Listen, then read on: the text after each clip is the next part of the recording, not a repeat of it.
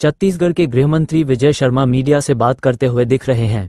उन्होंने निम्नलिखित बातें कहीं ईडी की कार्रवाई पर। उन्होंने कहा कि उन्होंने सुना है कि ईडी का अपना मामला है और ईडी की अपनी जांच है। उन्होंने याद दिलाया कि शराब का घोटाला छत्तीसगढ़ में हुआ था और इसका कॉन्सेप्ट दिल्ली और झारखंड जैसे अन्य राज्यों में भी पहुंचाया गया था। उनका मानना है कि ईडी शायद ऐसे ही किसी मामले के कारण आई है।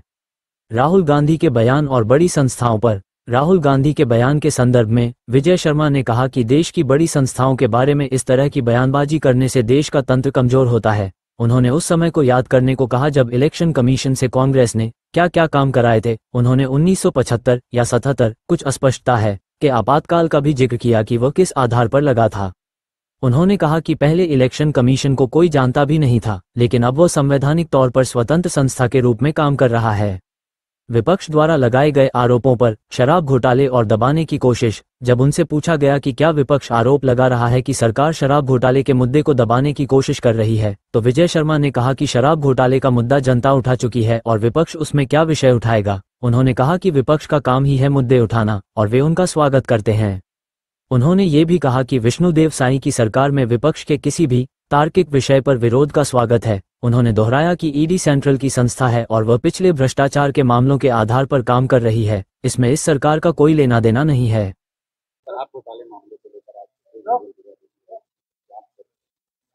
हाँ, मैंने सुना है। ईडी का अपना मसला है, ईडी की अपनी जांच है। हाँ, परंतु शराब का घोटाला यहाँ हुआ था, यहाँ का कॉन्सेप्ट अन्य प्रदेशों में भी पहुंचाया गया था, दिल्ली, झारखंड, हम जानते हैं। तो ऐसा ही कुछ मामला हुआ होगा जिसके कारण ईडी आई है।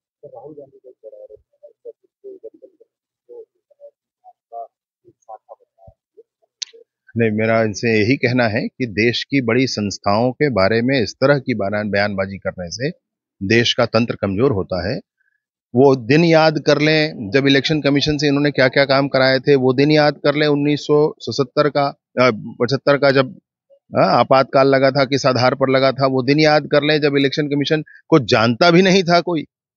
आज आप इलेक्शन कमीशन की बात कर रहे हैं, आप शायद नहीं जानते होंगे, लेकिन पहले कोई जानता भी नहीं था ऐसा कोई होता है संस्था। इस स्थिति में इलेक्शन कमीशन रहा है। आज संवैधानिक तौर पर स्वतंत्र संगठन के विभाग के माध्यम तरीके से वो काम कर रहे हैं, संस्था के तरीके से वो काम कर रहे हैं।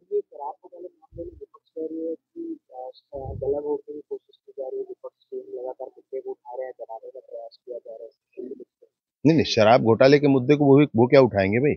शराब घोटाले का मुद्दा तो जनता उठा चुकी है। शराब घोटाले ने शराब उसमें क्या विषय है? वो जितने मुद्दे उठाने हैं तो उठाए जाए। विपक्ष है, उनका काम ही है, वो तो करना ही है उनको। नहीं।